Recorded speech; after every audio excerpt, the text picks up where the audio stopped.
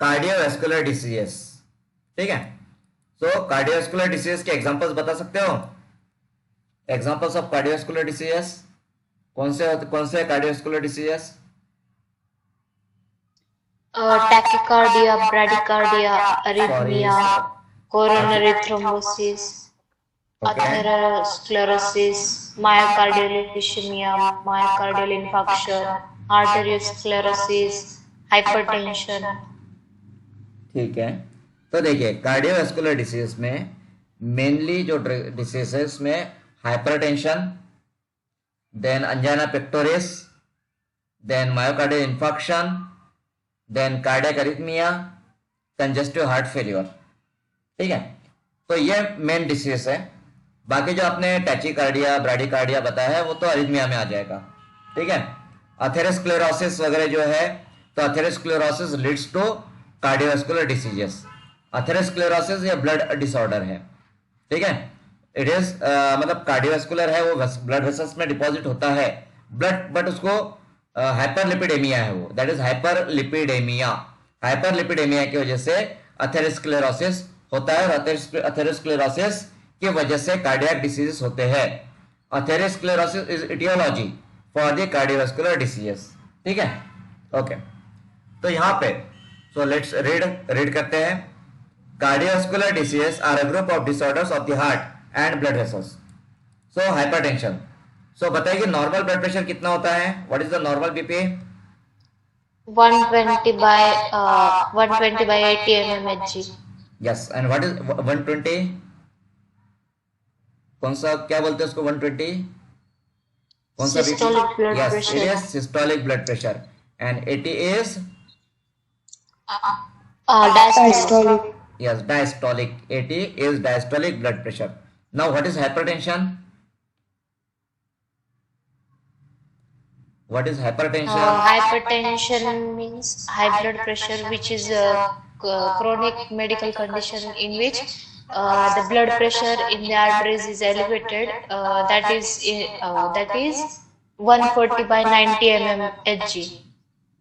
Okay, सो सी, अगर आप जो अलग अलग बुक्स में कुछ अलग अलग डेफिनेशन दी गई है हाइपरटेंशन की, जैसे यदि आप गवर्नमेंट ऑफ महाराष्ट्र का स्टैंडर्ड ट्रीटमेंट गाइडलाइन देखते हो, गवर्नमेंट ऑफ महाराष्ट्र का स्टैंडर्ड ट्रीटमेंट प्रोटोकॉल है, STP, standard treatment protocol by government of Maharashtra, उसमें हाइपरटेंशन को बताया गया है कि systolic blood pressure greater than 140 mm of H G and और diastolic blood pressure greater than 90 mm of H G. तो इसे हाइपरटेंशन बताया गया है। किसने बताया है? तो standard treatment protocol government of Maharashtra ने। एंड अगर आप कुछ बुक्स देखोगे, फार्माकोथेरेपेटिक्स की books, standard books, reference books, तो उसमें कहा गया है कि hypertension can also be defined as abnormally high blood pressure more than 120 by 80 mmHg in the arteries.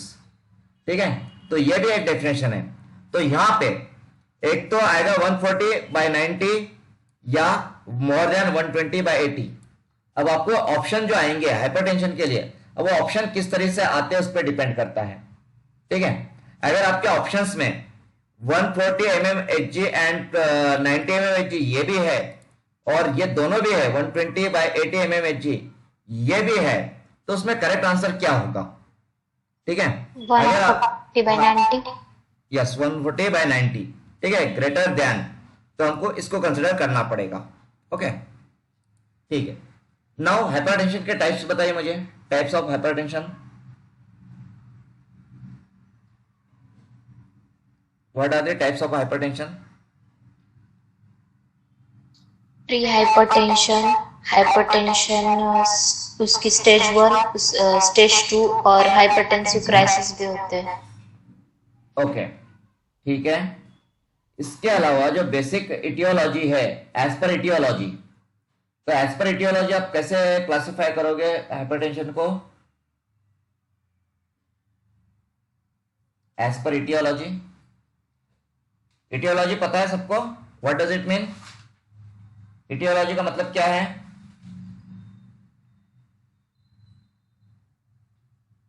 What is aetiology? Aetiology मतलब causes of the disease, disease का कारण क्या है, डिसीज किस वजह से है, दैट इज इटियोलॉजी। ठीक है, इटियोलॉजी मतलब डिसीज की वजह क्या है, डिसीज किस वजह से है, उसका कारण क्या है, that is the root cause, root cause of the disease क्या है, दैट इज इटियोलॉजी। तो एज पर इटियोलॉजी आप हाइपरटेंशन को कैसे क्लासिफाई करोगे, बता सकते हो? तो as per aetiology hypertension can be divided as primary hypertension and secondary hypertension. ठीक है, primary and secondary hypertension. What is primary hypertension?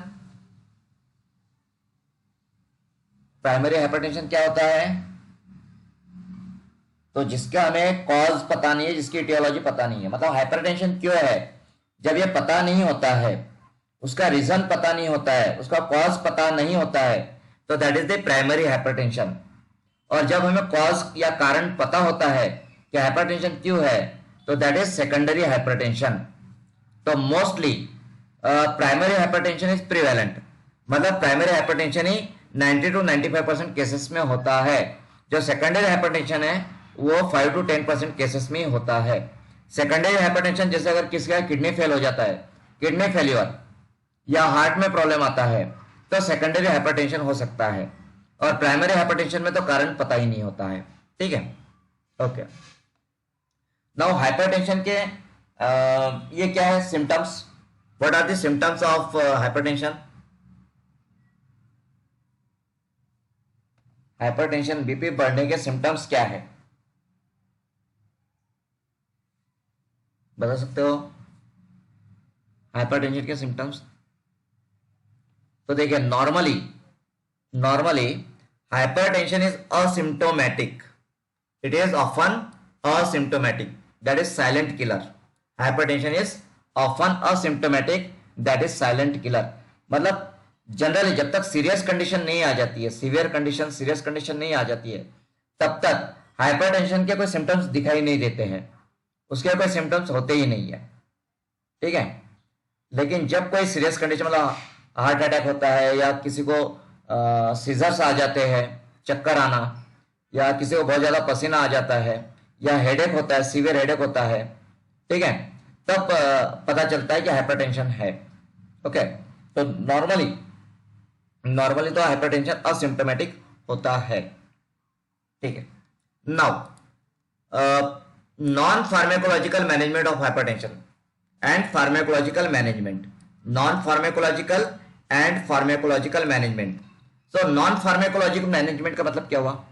Non pharmacological management of hypertension, non pharmacological and pharmacological management, क्या फर्क है दोनों में? Non pharmacological मतलब उसमें without drugs हम जो प्राइमरी लेवल पे जो जो कर सकते हैं वो उसमें ऐड मतलब वो उसमें इंक्लूड होगा। It is also known as primary prevention and उसमें जैसे कि और फार्माकोलॉजिकल मतलब with the help of drugs therapies we can give the we can manage that disease. अच्छा, तो मुझे बताइए कि सर्जिकली कई सारे डिसीज में सर्जरी की जाती है, ठीक है, तो सर्जरी या फिर जो हम एंजियोग्राफी करते हैं, एंजियोप्लास्टी, ठीक है, तो एंजियोप्लास्टी ये फार्माकोलॉजिकल या नॉन फार्माकोलॉजिकल है? It is pharmacological. No, angioplasty is not pharmacological, क्योंकि एंजियोप्लास्टी में ड्रग यूज नहीं होता है, उसके अंदर स्टेंट हम बैठाते हैं एंजियोप्लास्टी में। या जो सर्जरीज की जाती है, सर्जरी अपेंडिक्टोमी मतलब अपेंडिक्स रिमूव कर दिया, ठीक है, या फिर बाईपास सर्जरी, तो जो सर्जरी होती है, सर्जिकल ट्रीटमेंट, सर्जरी जो होती है, तो सर्जरी फार्माकोलॉजिकल नहीं है, वो नॉन फार्माकोलॉजिकल है। नॉन फार्माकोलॉजिकल में आपने बताया प्राइमरी ट्रीटमेंट, ठीक है, या प्रिवेंटिव ट्रीटमेंट। तो नॉन फार्माकोलॉजिकल में प्राइमरी और प्रिवेंटिव ट्रीटमेंट तो आती है without use of drug, but उसके साथ साथ वो सभी ट्रीटमेंट आ जाती है जिसमें हम ड्रग्स का इस्तेमाल नहीं करते हैं, ठीक है, वो सभी आती है। जैसे सर्जरी है, तो यदि हम सिर्फ सर्जरी कर रहे हैं, तो सर्जरी में that is not the pharmacological. Pharmacological मतलब जहां पे हम ड्रग से ट्रीटमेंट करते हैं with the help of drug. जब भी हम ड्रग यूज करेंगे ट्रीटमेंट के लिए तो दैट इज फार्मेकोलॉजिकल। और ड्रग छोड़ करके चाहे आप सर्जिकली करें या आप फिजियोथेरेपी करते हो, फिजियोथेरेपी, ठीक है, फिजियोथेरेपी है, सर्जिकल है, तो और जो प्राइमरी लेवल पे मतलब डाइट या न्यूट्रिशन है उससे आप ट्रीटमेंट करते हो तो दैट इज नॉन फार्मेकोलॉजिकल।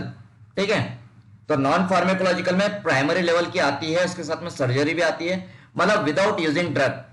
जो भी ट्रीटमेंट विदाउट यूजिंग ड्रग है that is the non pharmacological. ठीक है, एंड जहां पे ड्रग आ गए वो फार्मेकोलॉजिकल। तो अब मुझे बताइए कि आप नॉन फार्मेकोलॉजिकली हाइपरटेंशन को कैसे कंट्रोल में रखोगे? How? by maintaining the body weight, reducing the dietary sodium intake, also regular aerobic physical activity जैसे कि walking, running होगा, swimming होगा, अल्कोहल कंजम्पशन लिमिट में या फिर अवॉइड ही करना चाहिए, डाइट में फ्रूट्स और वेजिटेबल्स ज्यादा होनी चाहिए, और इफेक्टिव लाइफस्टाइल मॉडिफिकेशन करना चाहिए हमें, और 2 और more लाइफस्टाइल मॉडिफिकेशन का कॉम्बिनेशन वो भी अच्छा रिजल्ट देता है। और ऑल्सो डाइट में सॉल्ट इंटेक भी रिड्यूस किया तो वो भी अच्छा होगा। और also we can prevent it by awareing the people about hypertension. Okay, exactly पूरा डिटेल में आपने बताया है इतना। तो यहाँ पे अब ये बताइए कि सॉल्ट का और बीपी का क्या रिलेशन है? सॉल्ट मतलब सोडियम, सॉल्ट में सोडियम भी होता है ना, तो सोडियम वो बीपी इंक्रीज करने में मतलब वो उसमें क्या बोलते हैं, उसका रीजन है कि सोडियम बीपी इंक्रीज करता है ना, हाँ, तो इसलिए हाँ, मैं यही जानना चाहता हूँ कि सोडियम की वजह से बीपी क्यों इंक्रीज होता है? मतलब मुझे इतना डिटेल में नहीं पता है, बस मैंने जो पढ़ा था उतना मुझे पता है। ओके, चलिए उसके आगे मैं बताता हूँ आपको।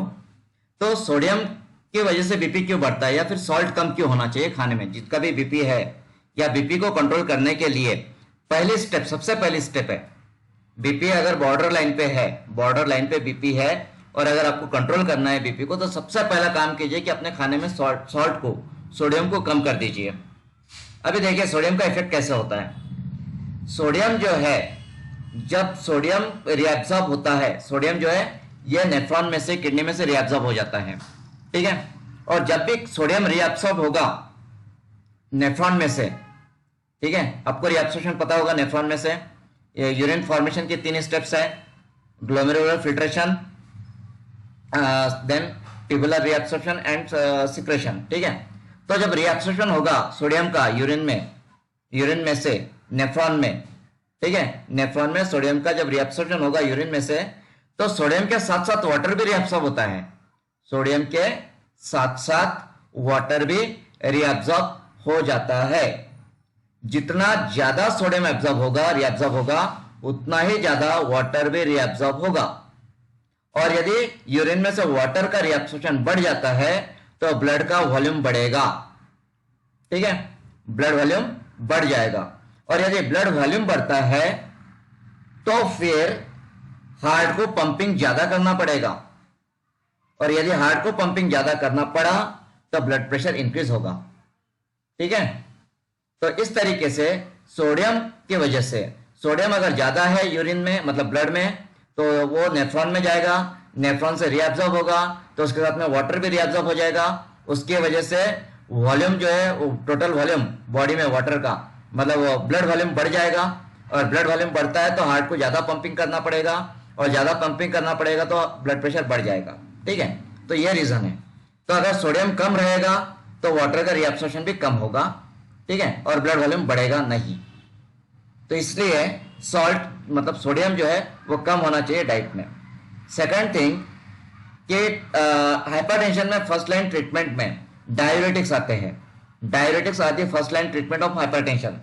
तो उसका भी रीजन क्या है? तो diuretics increases the flow of urine, मतलब यूरिन बढ़ा देते हैं। ठीक है, तो जिससे कि वाटर का लॉस बढ़ जाता है, ब्लड वॉल्यूम कम हो जाता है और बीपी जो है वो कंट्रोल में आता है। ठीक है, क्लियर, समझ में आया है? Yes sir. Okay, so now pharmacological management of hypertension include. Pharmacological, ये हमने फार्मेकोलॉजी में भी स्टडी किया है। तो इसमें ACEI एंड ARB आते हैं, बेटा ब्लॉकर्स आते हैं, कैल्शियम चैनल ब्लॉकर्स है, थायराइड डायरेटिक्स है, और मिनरल कॉर्टिकॉइड रिसेप्टर एंटागोनिस्ट, ये सब फार्मेकोलॉजी में हमने स्टडी किया है। नाउ यहाँ पे ACEI angiotensin converting enzyme inhibitor और angiotensin receptor blockers are the first choice drug to treat hypertension. These drugs are contraindicated for hypertension in pregnancy. So hypertension in pregnancy can be treated with methyl dopa, nifedipine, labetalol, hydralazine and beta blockers. ठीक है,